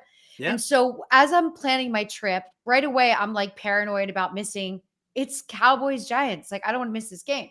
So I intentionally booked JetBlue because I remember that DirecTV, JetBlue, and then it hits me like a pile of bricks that guess what? It's going to be YouTube TV. So I don't know if that's going to be on the monitor or if I'm going to have to be on the Wi-Fi with my iPad. Oh, that's going to be a pain in the ass. That's going to be a pain in the ass. That's why I'm flying. So I'm flying to Vegas on Friday night. And then on Friday night, then I'm going to Vegas so that I can sit in my hotel room and write the DFS playbook. Smart. So that everybody has that on Saturday morning, because then on Saturday morning, then I've got to do the broadcast over there for about 4 hours or 5 hours. And then I'm flying out later on the evening on Saturday night so that I'm home for Sunday night. And then I'm able to do everything on Sunday morning for week one. I mean, it's what we do, right? There's work to be done. Listen, you've got 2 minutes till this draft starts for you, Howard Bender, your second draft out of 3 for the night, which means it is time for you to re-ask your Magic 8 Ball. But before you do, our friend Tootsie Pop would like to know what your favorite game snack is. All right. So my favorite game snack is just a big ass plate of nachos. Oh, really? And what do you like them loaded with? Give me some beef, some black beans, a mess of cheese on it, throw some guacamole, throw some salsa on it. I mean, really, like to the point where like the chips at the bottom, like in the middle, soggy. are so soggy that I can like just scoop it with like a spoon and just like that. All right. Well, Room, we need you to add to that. So everybody in the chat, while we're at a quick break, we want to know, Howard and I want to know from you, what your favorite game snack is. I will share mine, and I promise you it is not going to be exciting. So with that said, Lisa Ann, Howard Bender right here on Lisa Ann Does Fantasy Bettor on the Bettor Sports Network, as well as Fantasy Alarm. Bettor Sports Network. Collectible moments. Everybody up here at U.S. Cellular. Sox 5 runs, 6 hits. The 2-1 to Bartlett. swing, chop to short. Ramirez has it, throws. Burley picks the perfect game. His second no-hitter. People going crazy here at UScellular. He's mobbed by his teammates. A perfecto. Now there's a steal by Bird. Underneath the DJ, lays it in. Right up, 1 second left. What a play by Bird. Bird stole the imposing pass. Laid it up to DJ. DJ laid it up and in. And Boston has a 1-point lead with 1 second left. Out of the I formation on first down. Peterson to carry, looking for running room on the right side, has it to the 25, across the 30, across the 35, and out of bounds at the 40-yard line. Adrian Peterson has just gone over 2,000 yards for the season, the 7th man in NFL history to cross the 2,000-yard mark. Well, a thundering ovation for number 66, Mario Lemieux. Just the emotion I'm sure Mario is feeling in this place. You don't appreciate something until it's gone, and it's so great to have Mario back. Yager turns around. Over to Lemieux. Mario Lemieux, his first goal in his comeback here tonight at the Mellon Arena. And the Penguins lead 3-0, and he is smiling like a butcher's dog. Mario Lemieux. Oh, the band is out on the field. He's going to go into the end zone. The Bears have scored, but the bands are out on the field. Pearson moves in front of the STP does. Petty comes back to the inside. They almost touch as they move down low in the banking. They're going to be side by side as they exit the bank and head for the finish line. Richard Petty goes back in front. They both spin. They're in the wall. Petty is sliding, slamming into the wall. He's coming down toward the finish line. Will he make it? Pearson is still running. The winner is car number 21. An amazing finish. Richard Petty's car demolished in the front end, as well as car number 21. An unbelievable finish, a terrible crash. David Pearson has won the Daytona 500. Leitner catches, comes down, dribbles, shoots, scores! Christian Leitner has hit the bucket at the buzzer! Pitched by Downing, swinging, there's a drive into left center field. That ball is going to be out of here. It's gone. It's 7-15. There's a new home run champion of all time, and it's Henry Aaron. The most valuable player is Magic Johnson. 42 points, 15 rebounds, and 7 assists. He starts at center, plays forward and guard, and leads the Los Angeles Lakers to a world championship 123-107 over Philadelphia. Whether you collect sports memorabilia, fantasy championships, or winning bet slips, talk about it on Better Sports Network.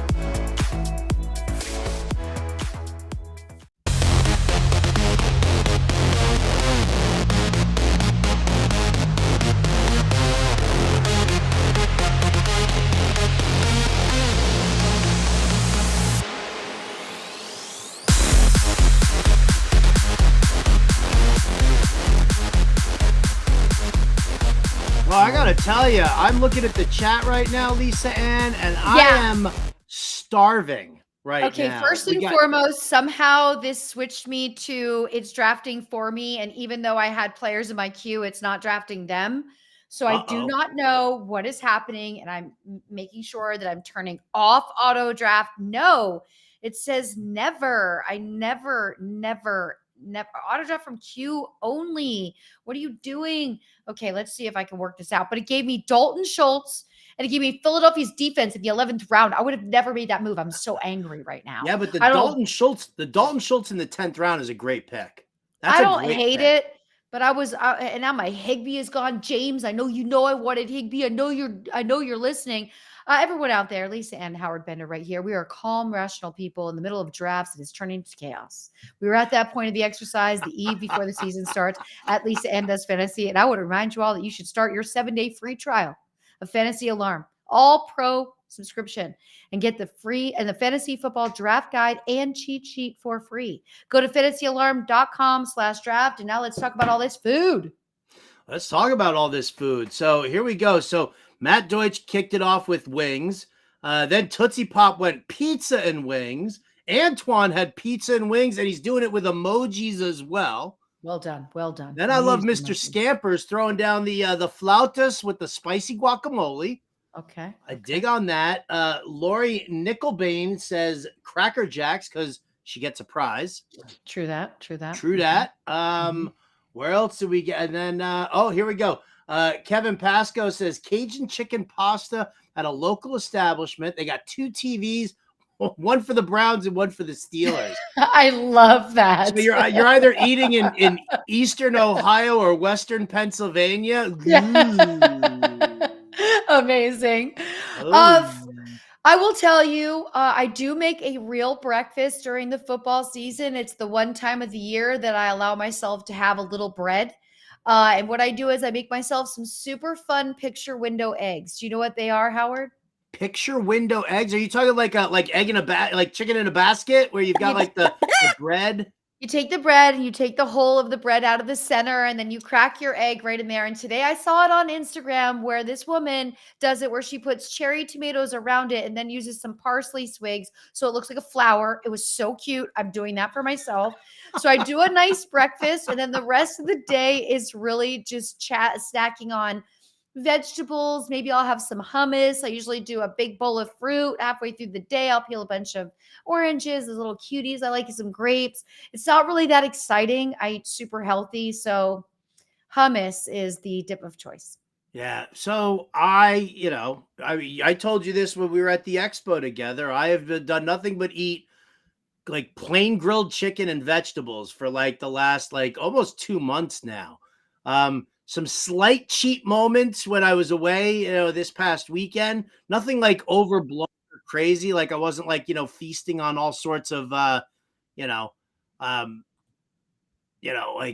junk food or stuff like that. I wasn't like gorging myself, but so I stayed, kind of good about it. But well, I'll tell you something. It's I could go for some of this pizza and nachos and all sorts of stuff like that. I'm actually now I'm like my stomach's growling. I'm ready for some grub.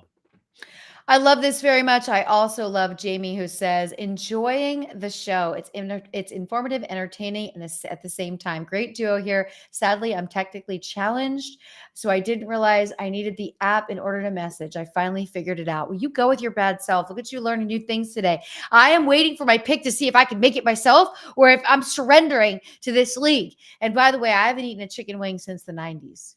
You haven't eaten a chicken wing since the 90s? Well, what fun is that? No, I have not. No, I have not. I had to give up 5 foods for the rest of my life. Chicken wings was one of them, and mozzarella sticks was another. I haven't had mozzarella sticks in a long, long time.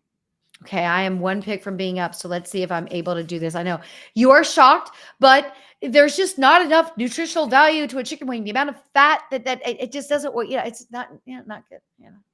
So come on, Diamond Mike, make your pick so I get to see if I'm allowed to make my pick right here. Now, Howard, your draft has started. You were pick 4. You were asking your magic 8 ball whether you were going to go with Nick Chubb or one rookie, Bijan Robinson. What did you decide to do? Tell the room. I went Nick Chubb. That's what the magic 8 ball told me to do. And then all of a sudden it came back around to me. And lo and behold, A.J. Brown said, "Oh, you made your pick?" I was able to make my own pick. I took Juju Smith-Schuster. I don't feel that great about it, but I just feel great about being able to make my own picks again. I felt like all my rights were being stripped of me, okay? No freedom here. I was losing it. I couldn't take it. I logged out, logged back in. I did it all. I was jogging around. Oh, okay, I'm calm now. Are you okay? Right. Let me recap my team for everybody. I've got Christian McCaffrey, Trevor Lawrence, Tony Pollard, Aaron Rodgers, DeAndre Hopkins, Christian Kirk, Alvin Kamara, Geno Smith is my third QB. Did I miss one? No, I did not. Dalvin Cook. I went with Dalvin Cook in the 9th round. Dalton Schultz, the auto pick of Philly's defense. And now it is my turn again. Do not pick for me. That is not. And you know what? I kind of feel like I got to do it, but do I do the homer pick and go with Zeke because I miss him? Or do I go Adam Thielen still sitting here? Or what about that backup tight end? You know what? This is going to be the moment I do it. Cole Kmet, welcome to the squad. I don't know how I feel about you. Please prove me wrong. I'm looking at you right now, Cole Kmet. You're on my team, and I want you to play lights out. Prove me wrong. There we go. All right. You feel calm about that. So Britt learned this last week because I was also at a draft. And yes, it's just something I do. I like to shout out loud even when I'm home alone doing a draft. I like to verbally welcome my players to my team. That's what they do in the draft. They bring them up. They give them a hat. Give them a little hat. They give them a hat. I love when they're at home doing the draft and they have the box of all the hats. Like, just in case you need all the hats of all the teams, then your friends can just rummage through this box and take all their favorite team hats. Okay, so you're drafting right now. We are so you ready for this? So Nick Chubb. Yes. All right. Okay. And then, came back to me in the second round. I realized this is only a 10-team league too. So that's so difficult. Too many good players on your team. It's right. So hard So to Nick Chubb, AJ Brown fell to me in the second round. And then Jalen Waddle in the third. So, And I'm is like, it because you just want to do the waddle dance, Howard? I do. Do you like the little penguin thing that he does? Absolutely. Absolutely. When I got Jim Bowden to do that on camera, that was actually the best moment there. Like Jim Bowden doing the waddle. It is great. Now, are we going to do any pie bets this season? Because if those of you who don't know, Howard, the Fantasy Alarm, pie bets are a thing. It's super fun to pie people and to get pied. It's lovely when Jim Bowden has to be pied.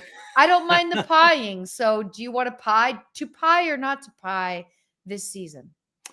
I mean, I'd totally be down for doing that. I really would. Jim was the one who didn't want to. The year that we did the fantasy football pie bet, Jim probably took the most shots. And which was super funny because his wife Joy was beside herself. She thought it was the greatest thing because she got to pie him like 5 or 6 times. Right? Yeah, Jim's too bougie for that. He doesn't want to be pied. He's bougie. He took it. He took it like a champ. I was very proud of him. But then all of a sudden, like the following season, when everybody wanted us to bring it back, he was like, no, I don't want to do this again. So can we please not do it? I was like, I don't know, Jim. I kind of feel like we should do it again. We are here. Let's talk about Antoine, who's in the room. And I'm so happy that all of my drafters are in here with us. It's so cool because now you are expected to be here every single Wednesday night with Howard and I. If we have to be here, so do you. And if you miss it live, don't worry about it. You can go to Fantasy Alarm's YouTube channel or Better Sports Network. Now you have to go into the live category, the live playlist. You'll see all our previous lives. So important. But Antoine, so glad that I was able to pull you into this league. Jalen Hurts, Justin Herbert. Every time someone makes a pick, it refreshes. So Calvin Ridley, Keenan Allen, Drake London, Darren Waller, Jared Goff, James Cook, Jameson Williams, Raheem Mostert, Marvin Mims, Devin Achane, Rashad Bateman, and Deion Jackson. So 14th round is where we're at right now. I like your team, James. I'm so happy that we met playing in best ball. I met so many great people setting up a month of best ball drafts this summer, and I'm going to do that again next year. It was just fun. It was a great, it's before the season. It's super early, but we want to get into it. We want to mock draft. Best ball is great for that. Can I tell you, I absolutely love this. That was Antoine's team that you just mentioned? Yes. Can I tell you what's going to be the most underrated pick or set of picks in that one there? The Raheem Mostert. Mostert, and then he cuffs him to Devin Achane. That I mean, listen, as soon as Dalvin Cook signed with the Jets, okay, you knew that Mike McDaniel was just going to go with his guys, and that was it. And I was just super, super pumped, to see those guys go. I mean, I was like, that was, did I just lose Lamar? I just lost Lamar Jackson. Do you need somebody to help you find him? Is he on someone else's team? Yeah, somebody just took him. I took Mark Andrews first because he was higher up in the queue and was going to take him, and I wanted to pair him up with Lamar Jackson, but some dude just snaked him from me. He just took him from me, Lisa. It can be really painful. This can be an emotional roller coaster, and I like that cuff baby right there with all the emojis. I appreciate all this emoji love in here. You're all getting super clever. Jameson Williams is sitting here. I am one pick before I'm up. Elijah Mitchell, Zay Jones. Antoine, he was like, you got ganked. I did. Yes. I love when we are breaking ground. It is going to take off. It is not going to be like fetch. It is real. People say ganked. All my friend group, we still say ganked. And I am about ready to gank a player. where do I go? Where do I go? It's such a homer emotional thing, but I feel really bad for some players that sit for a long time. I don't really truly trust MVS, but I think if by chance Travis Kelce is out, we could see a couple big weeks for MVS, and then you just throw him back out there. Like fishing, like when you go fishing and you throw the fish back out there, throw them back out there. So that's where I went MVS. I want some shares in Kansas City, and I haven't gotten any yet. I mean, somebody's got to catch the football on that team, and whether it's Kelce or not Kelce. You still have to take a look at it. Kadarius Toney apparently is off the injury report. Yep. Sky Moore is going to be on the field, but Sky Moore is he's a slot guy. So Toney will be on the outside on one side, MVS will be on the other. Brett Veach, the GM for the Chiefs, has already said that they have that their package receivers, who they just have specific packages for, are going to be Justin Ross and Rashee Rice. They're going to ease those guys into it a little bit more and use them in much more specific situations. So that puts MVS right there as the team's Z receiver. He's going to be the guy who stretches the field. So listen, I don't hate that pick, Lisa Ann. I don't hate that pick. Okay, Zay Jones, I am so glad I threw you off for a loop and brought him up, because that's not who I really wanted. I want to be a homer, and I want to take Michael Gallup. I know he's not going to exceed my expectations, but I'm just being a friend. And in the fact that it was either going to be Gallup or Zeke, who is now with a new team and no longer a Cowboy, I decided to go with Michael Gallup, someone I don't have the highest expectations for. He has a lot of butterfingers, but I do think opening up the offense could really help now that we've got some other pieces there. But the fact that Brandon Cooks is going 5 rounds before Michael Gallup. If I was Michael Gallup and I was peering in on this draft room, I'd be wondering about my value. I love Cooks. I think, Cooks is, to me, he's a highly underrated guy. Works much better as the secondary receiver on a team. He's got somebody who's, throwing, being, occupying everything. When he was back with New Orleans, it was like Marquez Colston and I think Michael Thomas for another year where, but 1,000 yards, 5-6 touchdowns every single year. That was what Brandon Cooks was doing over and over again. It didn't work well in New England for him, and it was meant for him with the Rams.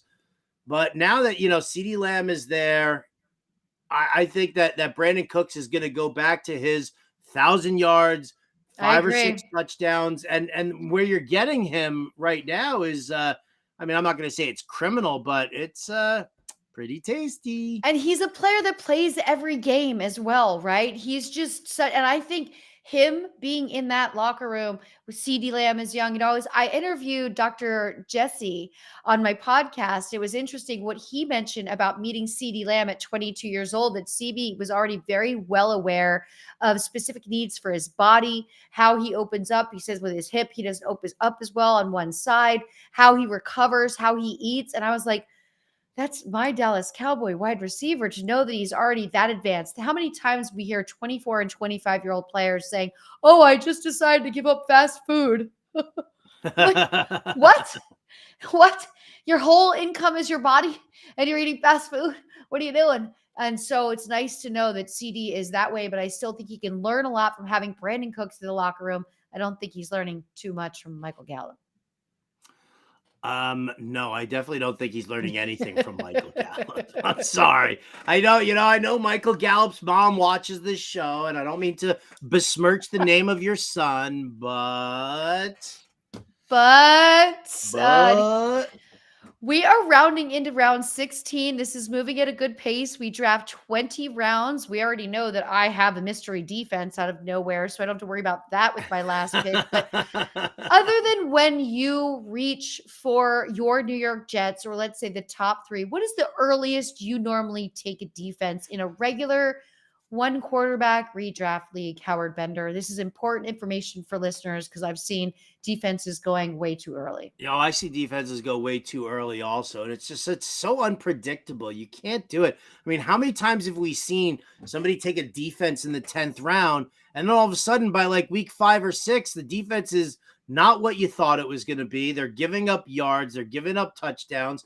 And so all of a sudden you want to switch out that defense and use somebody else. So why invest that high of a pick into it if you're just going to, kind of flip that? So, for me, what I like is, if it's a 16-round draft, maybe I'll look for a defense in round 13 or 14, depending on which defenses are there. And by that, for me this year, it's really coming down to, somebody just took Trevor Lawrence from me. You got ganked?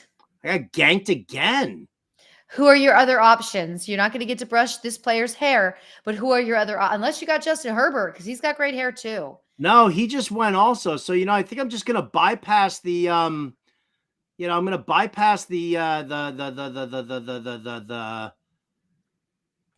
going to bypass the QB now. I'm just going to take Javonte Williams there. And, because this is only the sixth round. That was my sixth round pick. So, no reason to push for the QBs.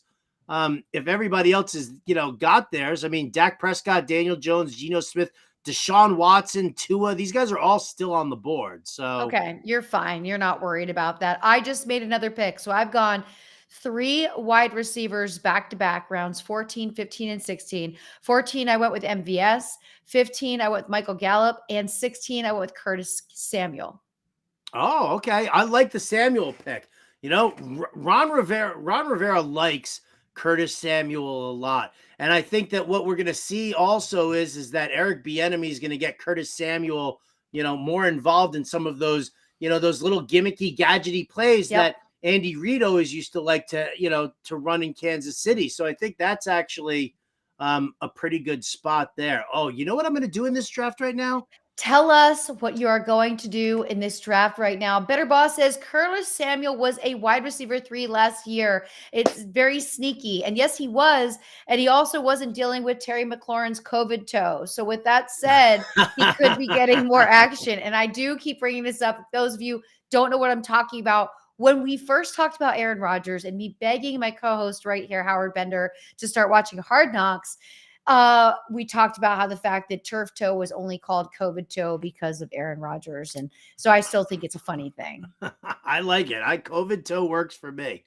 I think I'm going to go with Tua with my next pick because I've got Jalen Waddle. So why not pair those guys up? I mean, this, I don't think I need to take Tua at this point. I think I can take some more wide receivers and running backs. But again, it's a 10-team league. And I mean, listen to this right now. I mean, running backs are Nick Chubb, Miles Sanders, and Javonte Williams. Wide receivers are A.J. Brown and Jalen Waddle. I got Mark Andrews as my tight end. You're feeling pretty good about this. I feel really good about this. Really good. And I find, a 12-team league to me is a bit easier to manage because in a 10-team league, you do have a lot of studs on your team and you don't have that definite, I want this person on my bench. Do you find it's a little bit harder to manage a 10-team versus a 12 or a 14-team league? I definitely do because of that fact that, you've got, it's like an all-star team, and all of a sudden you're like, okay, I'm only starting 2 wide receivers. I've got A.J. Brown and Jalen Waddle. Do I bench one of them because I think that, Mike Williams or DeAndre Hopkins is going to, suddenly ball out for the week? So I do find that your start sits in a more shallow league become a little bit more difficult. And in this league in particular, I mean, I've got 6 bench spots too. So it's like short starting roster and a huge bench. So, I mean, it is definitely going to cause some sort of issues throughout. And it takes longer because I find that you start getting more into the intricacies of matchups. Because you're like, okay, I want to play all 5 of these players, but I can only play 3. Now I'm going to break down each game individually. And when you're managing as many leagues as you are, Howard, that little bit of extra time can really throw things off. Yeah, absolutely. Absolutely. I have not seen any updated Travis Kelce news. We know that's going to be coming in hot tomorrow. We do have the Chiefs playing tomorrow night. So I know a lot of fantasy team managers are concerned. When is the time frame that everybody should be by their phone, computer, however they set the lineup so that they can make the best decision? Oh, I think you need to be checking throughout the entire day. I don't think there's a specific time. He's been officially listed on the injury report as questionable, But I mean, I think the issue here is, Lisa, is, what do you do with Travis Kelce? Let's say Kelce suits up, right? Is he going to be more of a decoy, or is he going to be somebody that, is actually going to play? So, I think that for me, obviously, if Travis Kelce is suiting up, I'm just going to use him, because chances are is I've drafted Kelce and then, waited until I probably didn't even have a backup tight end. I probably had to pick somebody up off the waiver wire just out of fear. And so the question is Travis Kelce potentially as a decoy more valuable than, say, a Dalton Kincaid or a Sam Laporta at that point? So, but if he's playing, I'm not benching him. And that's just the way it goes for me. Well, I just reposted a little story that just landed on, and you know what? Okay, I have two choices right here. One is very bad and one is very good. The one choice that's very bad would be just for fun for my friend Scrimp Daddy in the room, because we both drafted him so much in best ball. Do I go between the very bad, which is Cordarrelle Patterson, or Jalen Hyatt? Oh, you got to go Jalen Hyatt. I mean, at least there's upside for the potential of becoming the top wide receiver target on that offense, because there's no competition. Isaiah Hodgins, Paris Campbell, Wan'Dale Robinson is still trying to work his way back from the ACL injury. Jalen Hyatt, at least there's a path to targets if he plays well and he gels nicely with that. Cordarrelle Patterson, no.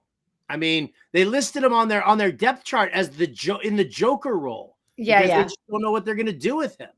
So this Chris Jones article, Chiefs Chris Jones hopes for a new deal, says he could play in the opener. How crazy this is. Chris Jones, this is on ESPN. I just retweeted it. Chris Jones says he still hopes to sign a long-term deal with the Chiefs, and indicated he could be ready to play in the reigning Super Bowl champion Stephen opener Thursday, and he wanted a raise. Well, I mean, I'm up again, so I'm still not going to do Cordarrelle. I'm going to take a kicker. Let's see. I'm so stuck on Greg the Leg, so I'm going for it because he is with your New York Jets. And he has the name New York Greg the Leg. I remember, how you have something that happened in a previous fantasy season and it never leaves you? There was a game that Greg the Leg put up like 40 points, if you recall, like maybe 2-3 years ago. And he's been embedded. Jeff just said, leave my 20th round pick alone, which means he does want Cordarrelle Patterson. We've got 1 minute left. How did this fly by? It's like hanging out with a friend, and everybody in the chat was so great to have so many people engaging with us tonight. Yeah, great bunch of people here. Scrimp Daddy, Antoine. I mean, I'm meeting all these people here for the first time on this show. Yeah, I love Byron, who's been here a bunch. Wendy, Mr. Scam. I appreciate all of you. We appreciate all of you, and hopefully we see Howard. Have a great rest of your draft. Great rest of your draft night. Everyone enjoy the game tomorrow night. You're listening to Lisa Ann and Howard Bender right here on Lisa Ann Does Fantasy Bettor on the Better Sports Network, as well as Fantasy Alarm. Thank you, Brian Burns. You absolutely rock. And to all of you in the chat, you're amazing. Do not forget my word, ganked. Ganked.